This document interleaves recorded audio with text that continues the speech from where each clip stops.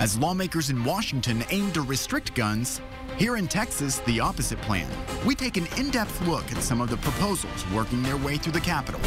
Guns, roads, and the future of Democrats in Texas. We talk with State Senator Kirk Watson. And our roundtable, Robert Garrett from the Dallas Morning News, Brandy Grissom from the Texas Tribune, and from the Austin American-Statesman, Ben Ware. Now, in-depth coverage of the Texas legislative session. In session, in depth. Good morning, I'm Josh Hinkle. Across the country and especially here in Texas, plenty of people are wondering about the future of guns in the wake of school shootings. The most recent was near Houston when an argument on the campus of Lone Star College flared up.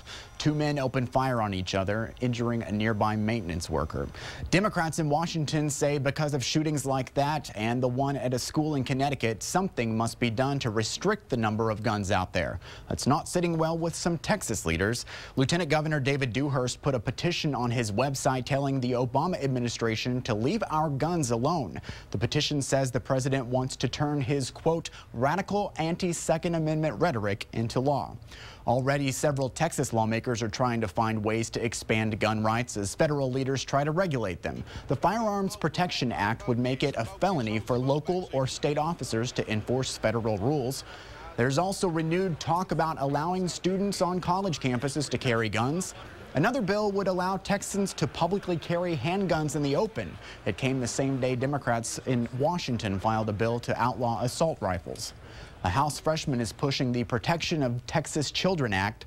It would let schools have the member of the staff also trained as an armed school marshal in a case of an attack. Right now, the state allows school employees to be armed, but only one district, Harold ISD, lets teachers with concealed carry licenses to have guns on campus. Union Grove recently made a similar move and will start in the next few months. Another bill that's getting bipartisan support would increase school security by raising your taxes. KXAN's education reporter Aaron Cargile has this report.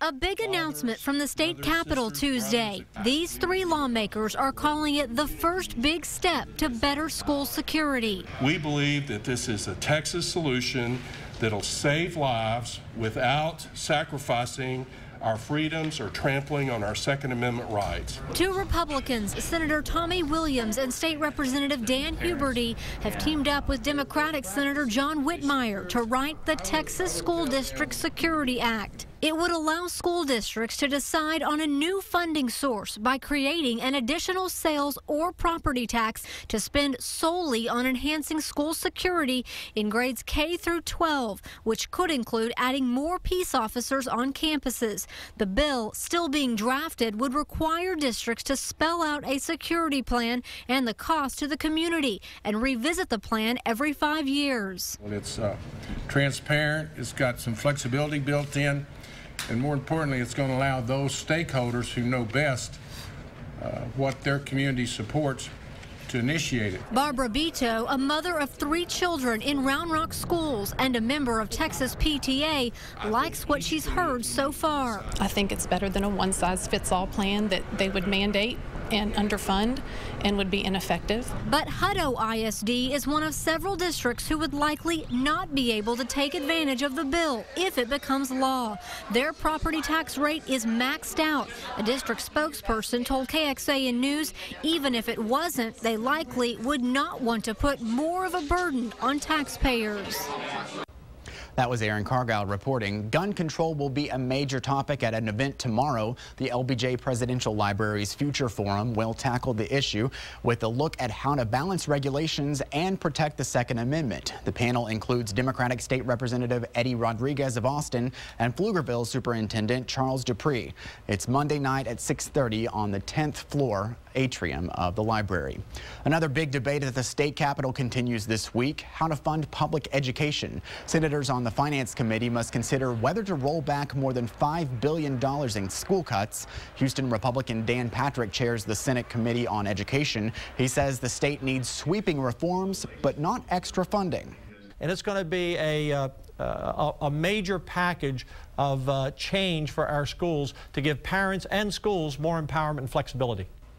Patrick is set to release his plan this week. Taking a look at what else is coming up at the Capitol this week, we should know about committee assignments from House Speaker Joe Straus. Many have been awaiting the announcement of who would take over the vacant chair of the House Education Committee. The Senate assignments were already out a few weeks ago. And looking ahead, Governor Perry is set to give his State of the State address to both chambers. He will speak in the House on Tuesday morning at 11.